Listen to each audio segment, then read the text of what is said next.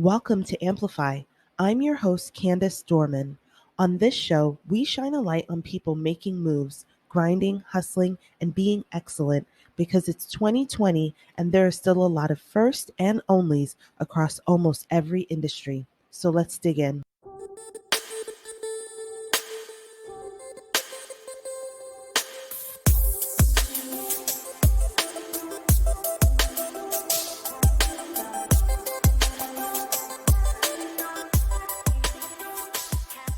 Our guests today are both childcare providers.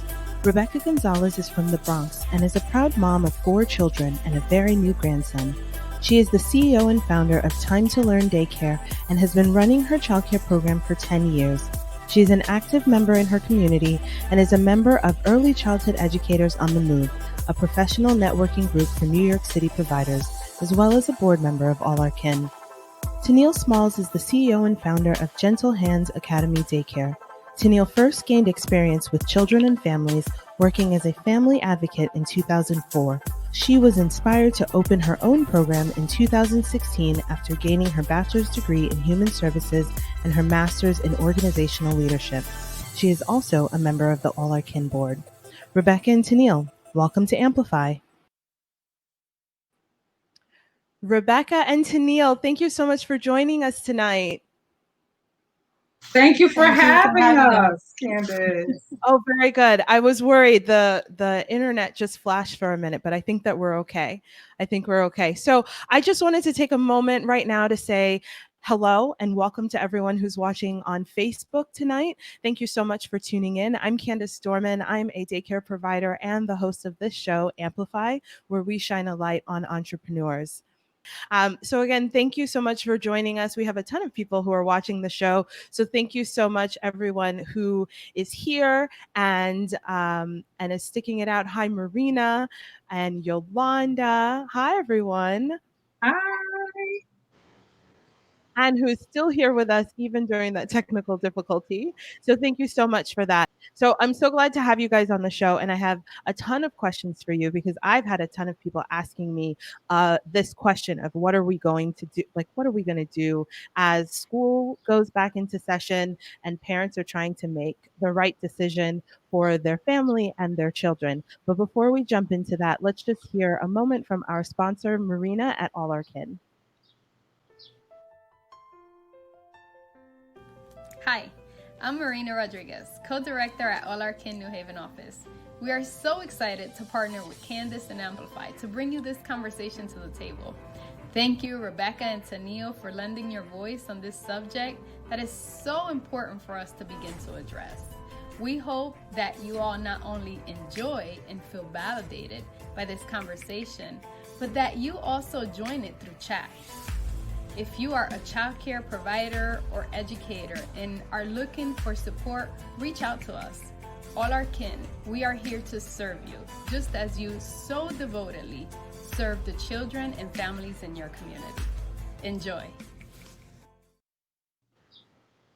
All right. Thank you again to Marina, who I have been working with to set up this conversation. I'm so excited to be having it there. It actually couldn't have come at a better time because the city of New Haven just actually put out their plan for going back to school for families yesterday.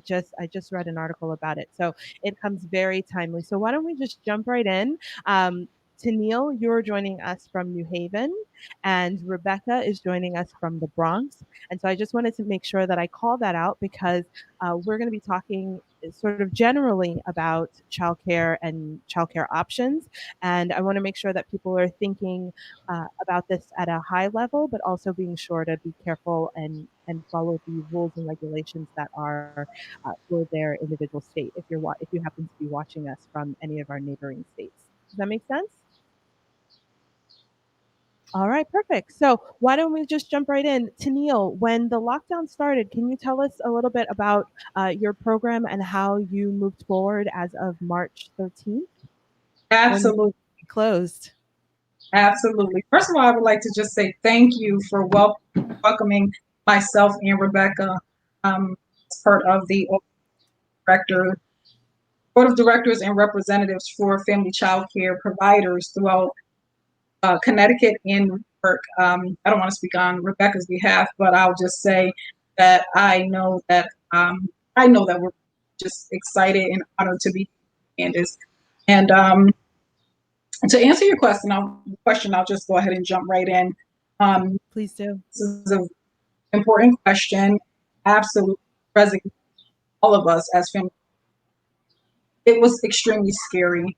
At I would say the middle of March, when the pandemic really began to hit the surface, I actually had a conversation direct with Jessica Sager, director and CEO, and I said, providers are afraid. Providers that have made the decision that I am in network with, that I speak to almost on a regular basis, SAT, and there was a mixture. There was a mixture of providers' experiences based on um, compromising health conditions, based on possible exposure, based on members that had compromising health conditions. So I had a very um, scary and pressing conversation with Jessica Sager, and I said, I honestly do not know whether or not I should stay open. And first thing that Jessica told me was that she would support all family childcare providers either way, whether we chose to stay open, chose to close. And that's exactly what she did. That was the best way she could personally. And I also share that same opinion and that same back to my peers. And many of us did decide to weather the storm. I personally have not closed. I did shut down briefly for 2 weeks to debrief, to increase um, my equipment, my personal protective equipment, such as gloves, sanitizing equipment, Lysol, hand sanitizer, put a precautionary measure in place where we started the 6 feet distancing between the parents and the children. Those that were able to walk into our family child care program had to literally walk from their parent to the door on their own. For the children that were still in carriers, went out to the car with our masks on, and literally transport that child from our mask and turn to the that way.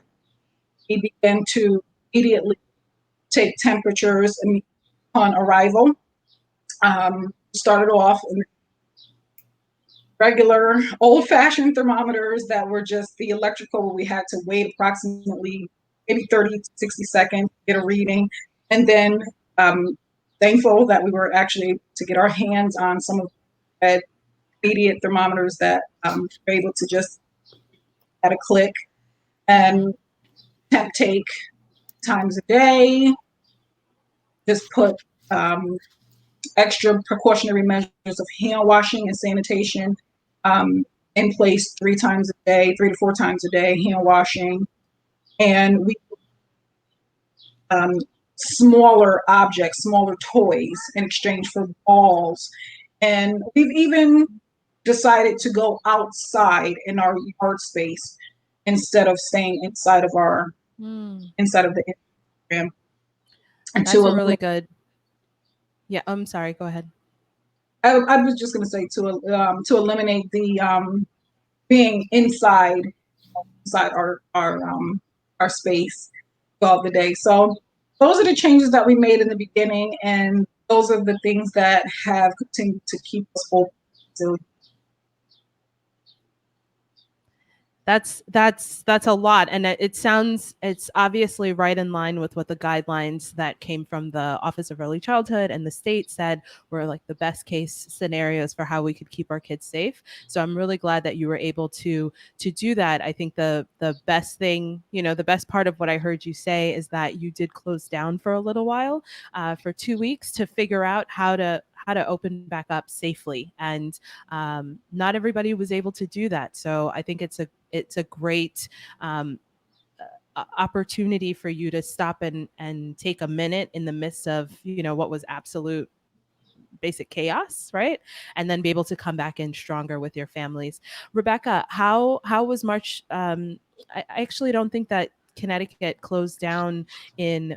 I'm sorry, I don't think that New York closed down the same day that we did. You guys were open a little bit later. Can you tell us what it looked like when you got the word from the state that schools were closing, and what decisions you made around that? Of course. Thank you for having me here. Of So in course. March, actually 13, they announced school will be closed. Everything basically remains the same until March 23rd, when basically was like completely shut down, meaning only essential workers would be able to go and work. So on that first very week from March 13th to the 23rd, from 22 students that I have, I only end up with 7. So it was a big Mm. impact. I think everybody was afraid the way, medias were showing the high rates of cases and everything that was going on, that we basically didn't know where it was coming. So everybody was just like, okay, is it like in the air? What is it? Like we wasn't very sure. Um, so here in New York City, providers are like in 3 different categories. Some are part of like agency, so they shut down on the 13th. Some of them are partner basically with DOE, like the UPK3, so they basically were shut down also on the 13th. But independent providers like myself remain open after the 23rd. We basically were just caring for essential workers, children's. So I end up until April with only 2 children from 22. So it was a big impact. Wow. Yeah. Wow. And how did you make the decision to did you have the choice to close down, Rebecca? Were you considering closing? How did you After make the two, decision to stay open? so after 2 children, I considered to close down, but that my last parent, she was an essential worker as well, and she decided to work from Mm. home as she works in a clinic. So basically, I never officially closed down. And instead, what I did, I started doing remote learning with my children's. I prepare lesson plans. I dropped them off at their home. I did Zoom 3 times a week just to stay in touch with them, because it's just like once you start seeing your children's on a daily basis, um, and just they stop coming, it's like you start feeling, kind of sad. So I just continue doing some remote learning with no extra, Mhm. no fee. I didn't charge the parent. It's just a way to engage with the children's and making sure my families were okay. That's fantastic. Then, like Tennille said earlier, it's definitely a scary situation as a business owner when you go from enrollment of, in this case, 22 to 2, and even for some, family home providers, even going from 6 to 2 is a big change. So I'm glad that both of you have been able to sort of pick up again and weather the storm a little bit and find ways to stay engaged and to keep your head up and to keep supporting families in the ways that they needed support at that time. I just want to take a moment to acknowledge some of our viewers who are watching us live on Facebook, and particularly, obviously, I'm grateful for everyone who has tuned in. But given the notes that Tennille said earlier about speaking very clearly with Jessica Sager, she is also here. I don't know her that well, but I do know that she's incredible, um, uh, leader of all our kin, and is true to her word. When she says she's going to be there, she's there. So thank you, Jessica, for tuning in tonight, and to everyone else who is watching. Okay, so I wanted to take this point that Rebecca made about talking about shifting your offering that as a childcare provider from our typical childcare curriculum for infants and toddlers to now needing to fill a gap for children who are school aged, who need school support, right? Because schools are closed. Can you tell me and that's what our conversation is tonight, because there are a lot of families who are trying to figure out what to do come September when school opens, if they really feel comfortable to send their kids back to school, and if they don't, what's going to happen, where are kids going to be, how are we going to ensure that kids are not falling far behind. So can you tell me a little bit more, Tennille, can you tell me a little bit more about the plans that you are making to support school age children as we move into the fall and school time? Yes, well, I'm still at the very beginning stages of implementing something that hopefully will be successful for school age children. I have spoken to a parent that has a child currently in our program that is an infant. And interestingly, she has decided not to send her seventh to the seventh I'm grade. sorry. And she's, Oh, can you hear me? yes, we can hear you now. Okay, I apologize.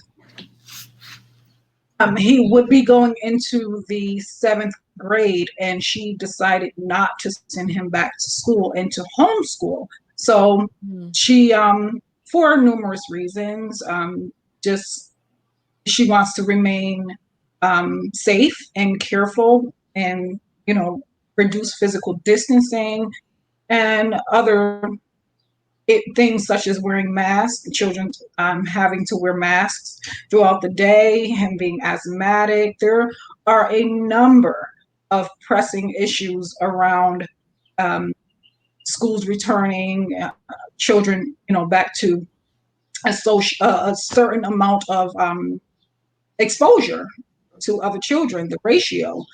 And I am actually just in the very, very beginning stages of trying to implement something that will hopefully be successful, not only for our infant and toddlers that we currently serve, but also for school age children. Um, Mhm. I don't know, I don't want to go too much ahead of myself in this conversation, but I do want to mention that I'm in the process of expanding our program here at Gentle Hands, and that expansion is going to include applying for a license to possibly care for, or not care for, care for and to educate children that are school age. I have a number. It's not only that one particular parent. I have other parents that are starting to call to ask me if our program is open to school age children.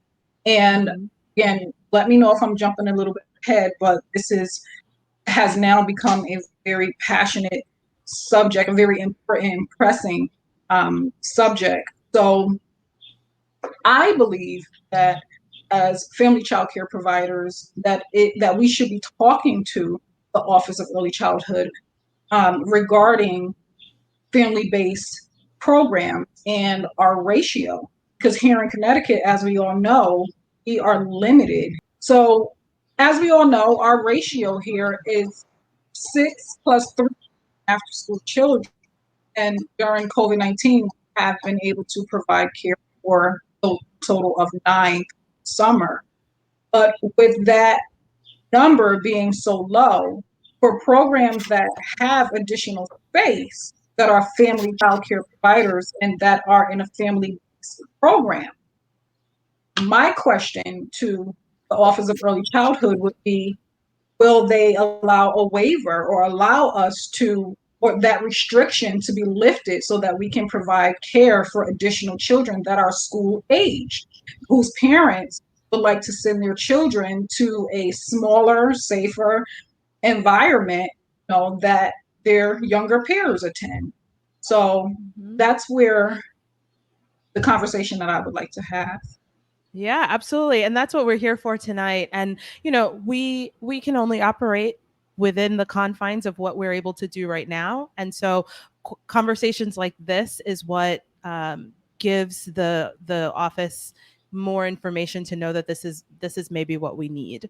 Um, so I just wanted to inject here that we did get some guidance from the Office of Early Childhood and some information that's come out from the state. So, like you said, right now we are able to have infants and toddlers, and then an additional 3 school age kids. And they have made an adjustment so that we can have those school age kids all day. It used to be that we could only have them for before and after care, but now we can have them all day. And then to be fair, that right now, as we're trying to think through what's best for kids in terms of ratios and numbers of kids together and exposure, it might not actually make sense for us to have very many additional kids, because the whole idea in some cases is to try and keep numbers low. But what you do bring up is a really good important point that people are referring to now as micro schools, right? Which is a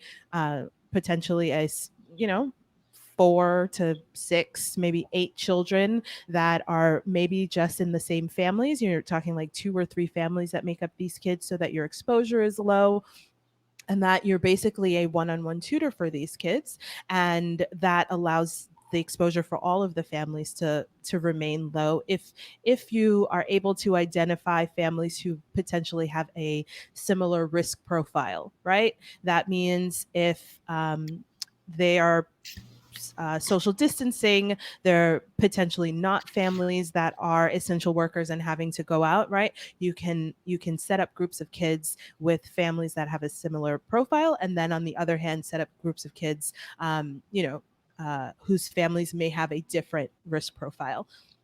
But this idea of a micro school, and who's allowed to be a school, and um, who's who's asked to take on the management of distance learning for kids. This is where I think that childcare providers can really set themselves apart, right? If you're a provider who has a passion for say preschool learning, or for helping elementary school kids through school, this might be a situation where you can take on 6 elementary age school kids and keep them in a pod and focus on their learning. The question that I have to you is, do you think that daycare providers would be able to manage a micro school of, say, elementary school learners when they're also caring for infants and toddlers? Or do you think that we might have to readjust so that some programs are still for infants and toddlers and some are instead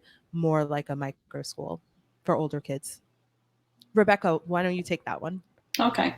So I think we will have to adjust, because we have a group of mixed age. So if we want to dedicate, not that is impossible, because we actually take the role that when children come from after school, we have sections to do homework with them. I can speak, for myself. When they have tests, I prepare them for their tests.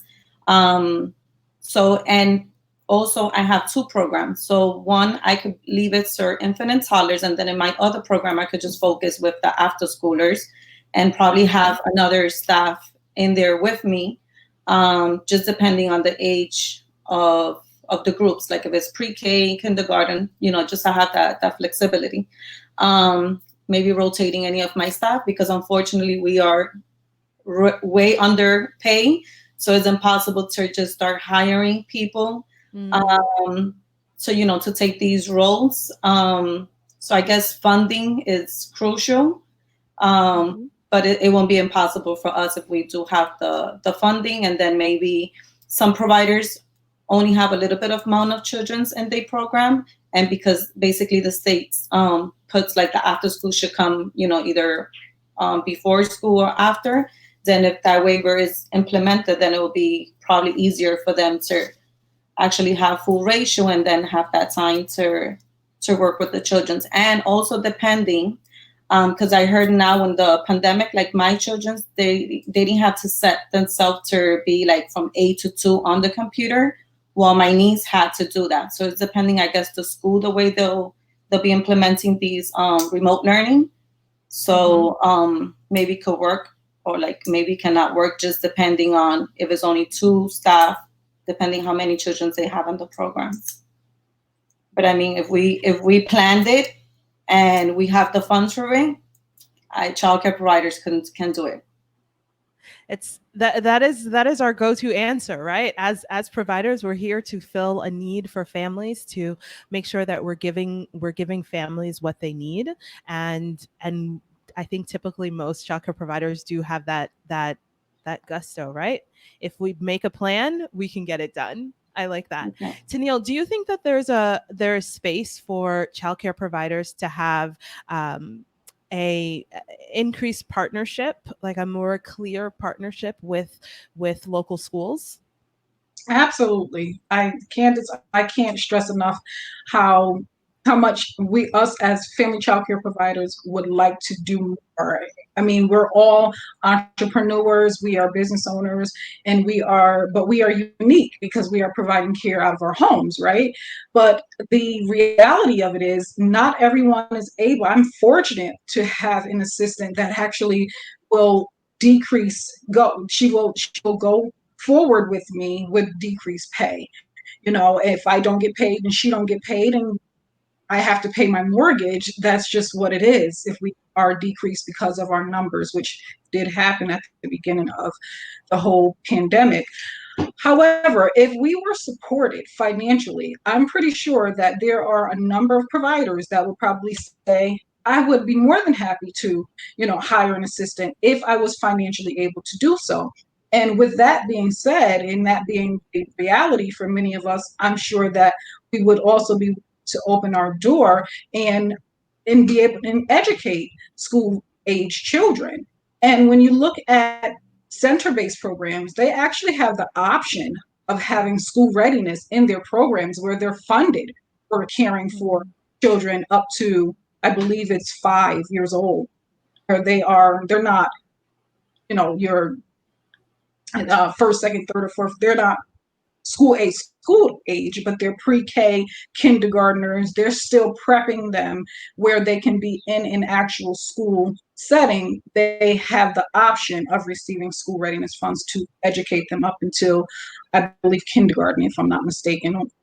But on that, but I'm pretty sure a lot of providers would, if that were option available to us, I'm sure that there are providers that I personally know that would say yes, we would, because this is what we do. This is, we live, breathe compassion and care and education for children. So, Mhm. and it's also a way for us to expand our program and our business and the things that we would have to provide, but we can't do it alone. We additional funds would allow us to have additional support. Additional support would allow us to be able to care for additional children. Absolutely. I think at the end of the day, like most things, it definitely comes down to funding. And the thing that I'm most worried about is that families who are able to provide supplemental, right? We already know that if you're able to provide supplemental tutoring or additional activities for your kid, like it makes a difference. And so if during this time when we're all afraid, I'm very worried that it will continue to widen the gap that we faced here in Connecticut, and definitely also in New York, between families of means and families that don't, right? And so I think this is a very important part where the state and this at the city level should be figuring out as best as they can how to make it so that all of our children, during this time when we're trying so hard to make sure that everyone is safe, that we indeed make sure that everyone is safe, right?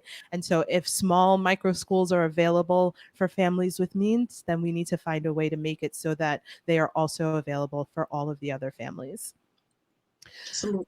Uh, I didn't want that to come off harsh on anyone, because I know that everybody is working as hard as they can, but like things need to be said, right? We put people in charge. We put people in charge of our children and our city. We want to make sure that they're keeping everybody in mind when they are making decisions that in this scenario can be life and death. I want to switch a little bit over to us as providers. I've been a provider for 2 years, and I know that you all have been providers for a little bit longer, like way longer than I have.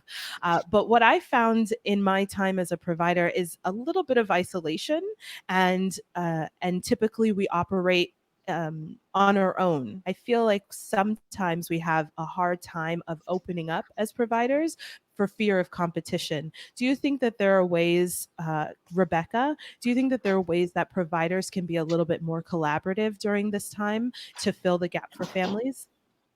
I think the competition. I think it was just like an old version thing of seeing who gets more kids than who. At this point, I think parents are the one that actually chose the programs where they actually feel comfortable taking the children's, and us provider inside our community, we got to make sure that we do the best for our families, for our children's, and the only way we could do it if we support one of another. So giving, helping, giving resources out. Sometimes maybe a provider, because of the language barrier, they can have access to certain stuff. Just making sure that those providers get what they have to get, and also unite. Like just not see it as a competition. See it as the benefit that the children's in our community will actually have. So I don't have that problem with where I live. I'm connected with the providers here, Good. so it's really good. I love it. I love it. And Tennille, would you agree with Rebecca? How do you feel about collaboration? I agree with Rebecca 110%. I mean, even she and I have grown a very unique rapport, and I would say even a friendship. Even though we had just became board of director members right before COVID hit, and we didn't get a chance to actually officially meet the rest of the board, but we were fortunately able to join Jessica Sager in Las Vegas just 1 month prior to COVID hitting, and we were able to meet each other and we spent time together. But in addition to that, I can say that during in Connecticut, in particular, in the outskirts of the New area, there are multiple groups of providers that meet via WhatsApp, and we stay connected on a daily basis. We update each other on what's going on with our childcare union. We update each other on what's going on with the Office of Early Childcare here in Connecticut. We are 100% collaborative. There is no competition amongst us. And I can even say prior to COVID, there hasn't. I think, Candace, over the years, things have shifted quite a bit in regards to support and collaboration and camaraderie amongst childcare providers. And, I've even connected after my initial connection with All Our Kin. I connected with the childcare union, and just all of those collaborations and connections have formed smaller mini interpersonal relationships where we make sure that our programs are full. If there's one or two of us that are struggling, that have not really had a good time, a smooth transition with advertising, we say, listen, I have a kid that I can't fill the spot because, as we know, we're limited. Can you take this child? And we bounce off of each other to make sure that we're not only all thriving and that we're full, but sometimes if there's someone that has a child that they maybe, I keep freezing a little. There's someone that has a child that is too much for a particular program, or does not meet the needs, or the needs of that program aren't being met by the needs of that child is not being met, excuse me, by that particular program. We will call another provider that has a little experience. And I just want to say shout out to our providers, because I'm always humbled and honored to be chosen for an opportunity to speak on behalf of family child care providers. But there are so many providers in network, in the All Our Kin network and abroad, that are so amazing. I mean, shout out to our providers. They are, I have learned so much. Yeah. I don't want to call out names because I might get yelled at. Oh, you didn't mention me. But we have some gurus in this field. I mean, that I admire greatly, that are in the West Haven area, the New Haven area, that are part of the, can you see back? because they're wonderful. So when I'm chosen, I'm just humbled because I literally learned so much from my peers. And that, Candace, when it comes to competition, there is none. We learn from one another, and there are no small I's and little U's in family child care programs throughout the state of Connecticut. These women are they're the bomb. They really I don't are. want And go ahead. I don't want my New York providers to feel left back neither. I'm part of a group of like 500, 600 providers here with Easy on the Wow. Move. It's a small organization, but we just unite together and we just make sure we support each other with the different resources and stuff. So shout out to my mentor, Gladys Johns, because she's always making sure that all the providers here in New York City are top notch with everything that we have to be facing. And all our kin, thank you for having me on the board, because they also are organizations that truly support providers. Absolutely. I would totally agree with that. I think that having had all our kin to go to when I was early in the process of getting my license and opening my business definitely exposed me to a lot of women who had been doing this work for so many years. I found so much support and grace and information from all of the women that I met in that through the couple years that I've been involved with Allerkin. And I think that the purpose of the group is actually to create some these kinds of connections, because otherwise childcare the childcare profession, us as providers, it can be isolating just by nature of the work, right? You're typically the only adult in the room with 5 to 9 children. And it's good to know at a professional level that there are other people doing the same kind of work, that there are ways to improve the work that you're doing, to learn more, to get better, to be able to offer deeper and stronger services to the families that you are working with. So definitely shout out to the providers as a whole. And I'm really glad to hear that collaboration is alive and well. It is alive and well. There was a question here that someone said, have we heard of any interesting ways that cities are providing, interesting and innovative ways that cities are providing funds for in-home childcare centers, especially during this time? Have any of you heard about any special funding? I haven't heard. So the thing that comes to mind, and I don't have like exact answers for this, but the thing that does come to mind in terms of Connecticut offering some supplemental funding that has totally been helpful to providers who have stayed open is the I don't know exactly what it's called, but the fund that was there. Say that again. The PPE supplies funding that So they get? PPE supplies, yep. So that I call everything a stimulus right now, right? And support. So the extra supplies, I did get a thermometer, Connecticut Cares, and that was funding that was provided for essential workers. So that is true. Joyce says that her town donated masks. Let's see. That's awesome. Can I just elaborate a little bit, CT Candace, on the yes, please do. Yes, the CT Cares Act was amazing. It was awesome, but it also ended. So that was short-lived. It was a short-lived funding program that was offered by the Office of Child Care here in Connecticut. And it was 4 programs that were still open. It was approximately between 200 and, I believe, it depended on how many children were enrolled in the program. And then there was also the Connecticut Cares for healthcare workers funding, I believe, for that was primarily for for parents that were in our programs that were healthcare workers. So that program also ended at the I believe the beginning of this month.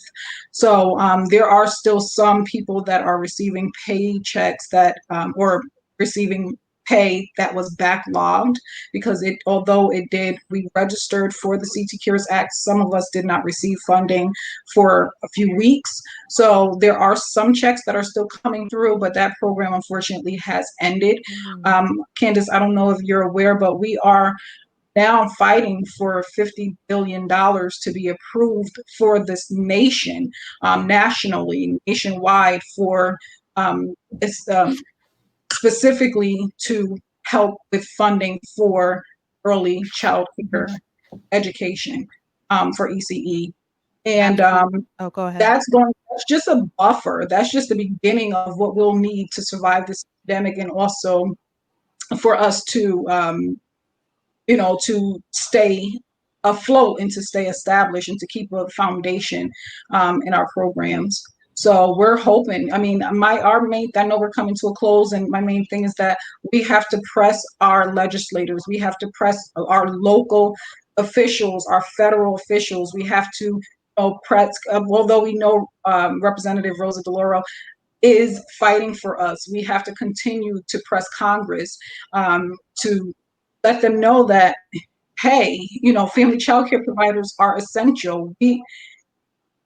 Yes, absolutely. Jessica said that 50 billion is to keep child care going, and we need even more, because we're looking at uncertain times that we have no idea how long we have to brace this pandemic. So we want to make sure that family child care providers, and child care education is sustained, and we need massive action in order for that to be done. Financial action, massive financial action. Yes, and that $50 billion request is at the federal level. So that is a request that we are making in tandem and in partnership with childcare providers across the country, right, at the national level. And it's absolutely true that we do need that funding. And I want to make sure that people are aware that we're not asking for this funding for us as providers. We're asking for this funding for children and families and providers, right? We also have families and children that we need to be able to support while we are filling this role that we are also absolutely dedicated to. And families need this kind of support. So it should be seen just as a right that families have to support systems from their government, right? From their cities, from their government.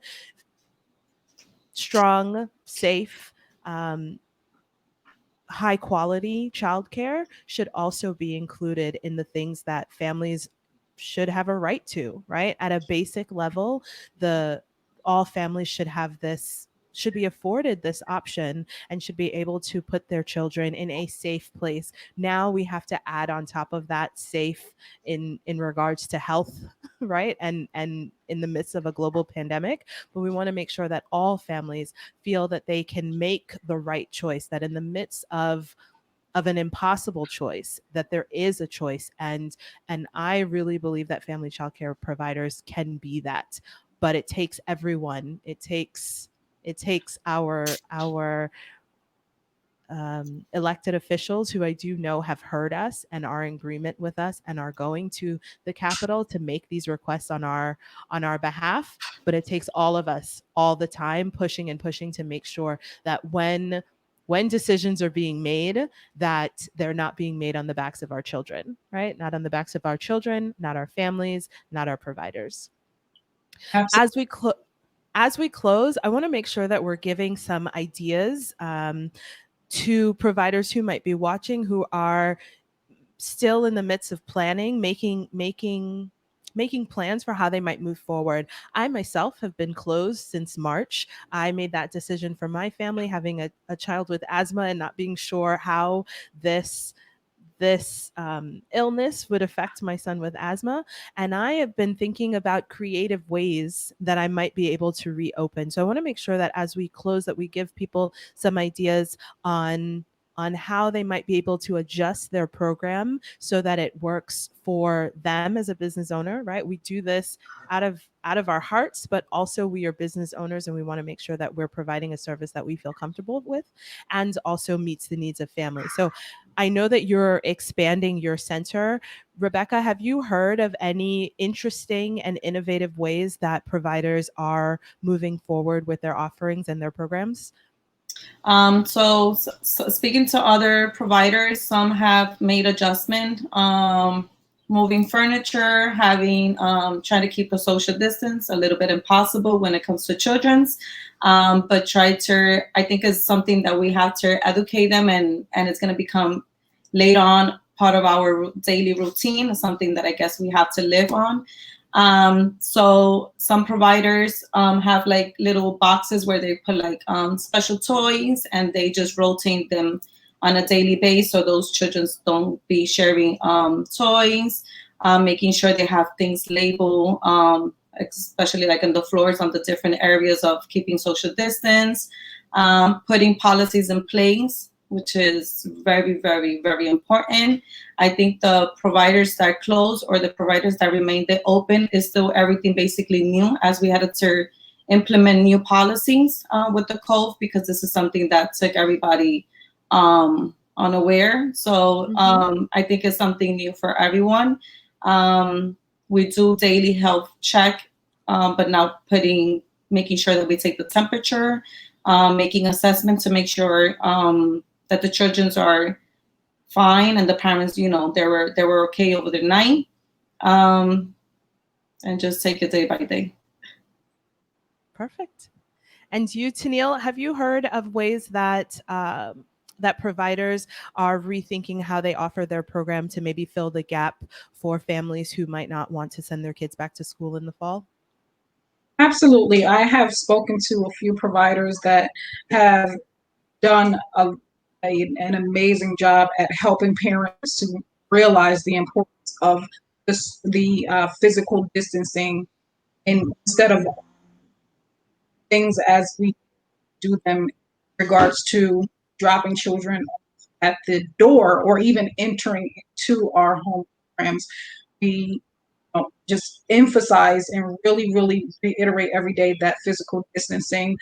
And I've spoken to providers that have passed out information regarding COVID to keep parents aware of the serious, this seriousness, and the, how important it is for them to even stay isolated in their own homes and to practice, wearing masks and physical distancing even outside of our programs, because we can do everything that we can in our programs, but what are parents doing when they leave our programs with their children? That is also as well. So educating our parents and letting our parents know the importance of, keeping themselves physically distanced from others is, and keeping themselves masked, when they are outside of their homes, is essential. It's really important for them, the children, and us as their providers. And also a lot of the things that Rebecca has already mentioned in regards to temperature taking and things that we talked about earlier with, just I like to say more physical distancing than social distancing, because when we socialize, we're talking, we're interacting, we're socializing right now. So I tried to really change our terminology and say we're going to physically distance ourselves a little bit more. We decrease the use of smaller objects that can cause cross contamination with children. We've exchanged them for balls and bigger blocks and things like that. I've had conversations with different providers. Small things like that decrease the transition of cross-contamination will go very far. We've increased our sanitization water, where it's hard to find Lysol spray and other spray cleaners. We can find bleach everywhere. So as far as I've experienced. So we've just increased the usage of 3 parts water, 1 part bleach, and we have a spray bottle in almost every area, that is away from the children, but after every meal, after breakfast, after snack, after lunch, after afternoon snack, we are spraying down tables, opening windows. We're doing everything that we can, because at this stage, when we're talking about phase 2 of this pandemic, it is going to be based on the survival of the fittest. In other words, only those providers that are willing to do things strategically are going to survive this pandemic. And we really have to take it serious and be as precautious and safe as possible, and continue to educate our parents and stay connected to one another. I love it. I love it. That's perfect. Before we end, I just want to make sure that we address a couple questions that have come in. Someone has asked, Are there particular organizations leading this fight for the $50 billion that we can support in addition to contacting legislators? I'm sorry. We did have an answer come in directly from All Our Kin. Let me just put that on the screen now. So All Our Kin is partnering with several national organizations, including the National Women's Law Center, NIAC, NAFC, the Alliance for Early Success in 0 to 3. People from the office, Christine and Jade, are sharing information regularly on how you can help advocate for family childcare providers and families and children. And so you can we will have information here listed below, and you can find information on their website. Sign up for All Our Kin's newsletter, and that will help you stay in contact with them when there are opportunities to reach out to legislators. There were just a couple other questions I want to make sure that we address. So someone here says, Jocelyn says, I have several small children. Childcare. Small childcare providers. Okay, I'm having a hard time seeing. I have several small childcare providers who are local to me in my neighborhood. Is there anything immediate that community members can do to help support these independent providers to make sure they survive beyond the pandemic, even if we don't currently send our children there? Tennille, do you have an answer for that? I have one, but I'll toss it to you. I'll actually toss it back because I can't think of one off the top of my head at this point. Go for it, Candace. Okay, so I think that the best thing that families can do sort of in a community, as a community, is to make sure that when you hear that your friends are looking for providers or looking for support, that you refer. Right? Referrals go a really long way, especially for families especially for families who are looking for a place to leave their child, right? It is their most precious asset, and it is very difficult. I remember what it was like trying to find a provider for my children. You just don't know anybody, right? And having someone refer someone else at least gives you that first step, faith, of confidence that this person can be, a safe place for your child, right? And it goes a long way, right? I would venture to say that most providers get 80-90% of their clients through referrals, and we all know people who, like, I've met providers because of other parents, right? Oh, did you meet this person? Oh, have you heard of that person? Because good providers go a long way, right? It's always top of mind, top word of mouth, but sometimes people talk about the same people. So if you are interested and open to getting to know your community and who's in your community, think about your providers as your local bodega owner or your local handyman or your local church, like the different people who offer services in your neighborhood. Think of your providers as the same way. And when you find a family who's looking for someone, make sure that you pass along the information. I think it will go a long way. There were just say one thing in addition to what you mentioned. I think what you said, you hit the nail on the head, in regards to looking to our community providers and two-on-one childcare, and asking for providers that are within the vicinity of where there are programs are. There are amazing providers that are right in our surrounding areas. Sometimes we know them, sometimes we don't, but just contacting 211 Childcare and asking about other providers and what their program is about is another way to refer a child or a family to a additional program if we are not ourselves able to care for that particular in their needs. Yep, that's a great question. Go ahead. I think also when you place your business in the community, sometimes you get to live in the community, but you could go to the local pharmacy, to the local supermarket, and people just know you by who you are, but they don't know you're a family childcare provider. Mm-hmm. So basically introducing yourself as like also a business owner inside the community could give them the ability to know, okay, we see this lady all the time here, we even see her with her children, and it's something that it could just be more in a family and friendly zone. So 90%, I would say 95% of my children in these past 10 years are been referral. Referrals, yeah. So you didn't know you were coming tonight for some marketing tips, but Ah, we've got you covered.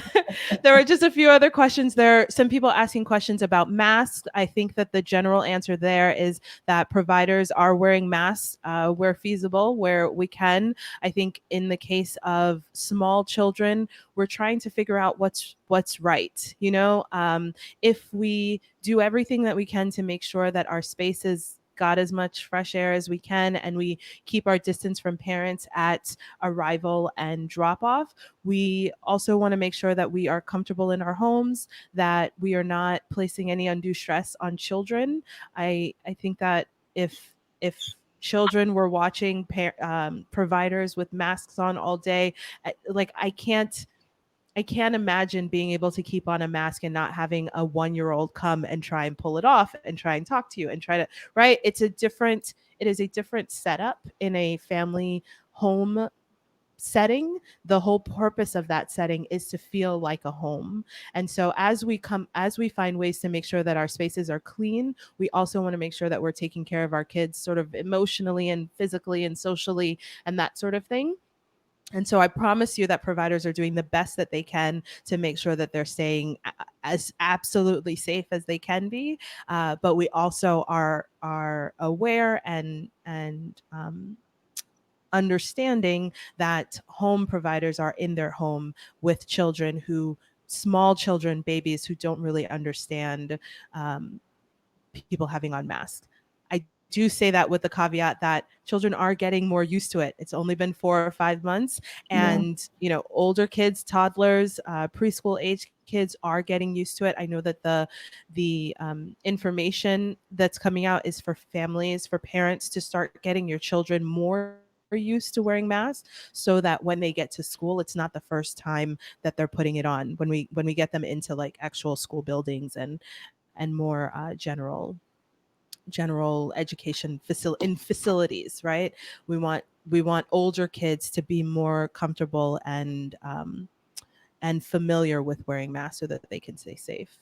I think it's just called like basically routine. So if the parents implemented it at home, every time they go out, they make sure that the children's walk with the sanitizer, making sure the children's are washing their hands. Also, when the children's arrive to the programs, we encourage that. So when they go to the school, they basically doing that. It just become a whole habit as a part of the routine, and it's just not so much as like now at the beginning of the stage, we were just more about thinking in the list. What are we making? Just not to make an error, and that could cause somebody getting sick. So just becoming more with the practice, I think we're just gonna make it. Yeah, here's another comment from someone as ways that you can support your providers, followed up by another person who's saying, let's see here. That there have been some families who have been able to continue paying their provider through the pandemic if they were closed. I think that if there are ways to we're not expecting for people to do things beyond their means, but if you're able to continue paying your provider as if it were a utility, right? That helps to make sure that your utility is there and ready for you when you're ready to come back to them. Because if like Tennille said, if we can't pay the mortgage, if we can't do the things that keep our business and our home running, then we won't have a business or home for you to come to when So you're ready to come back. Sure. Absolutely, absolutely.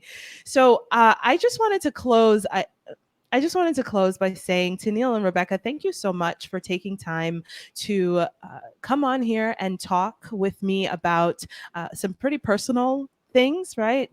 The the goings on of your business as it relates to your mortgage and income, right? It is a very tough thing to put out there that things are hard. The things are hard, and that providers and I think most service providers are struggling during this time.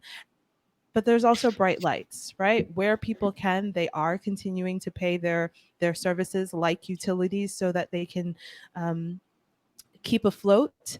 That there are programs out there that are available for us to help us financially keep our small business and most small businesses open and running. But it does take um, uh, a level of humbleness to be able to ask for help, to be able to speak up so that other people don't feel like they are alone in whatever struggles that they might be going through. So I just wanted to make sure that I'm so grateful for you and for your voice as members of the All Our Kin board and as representatives for our local childcare providers. Thank you so much for all that you do.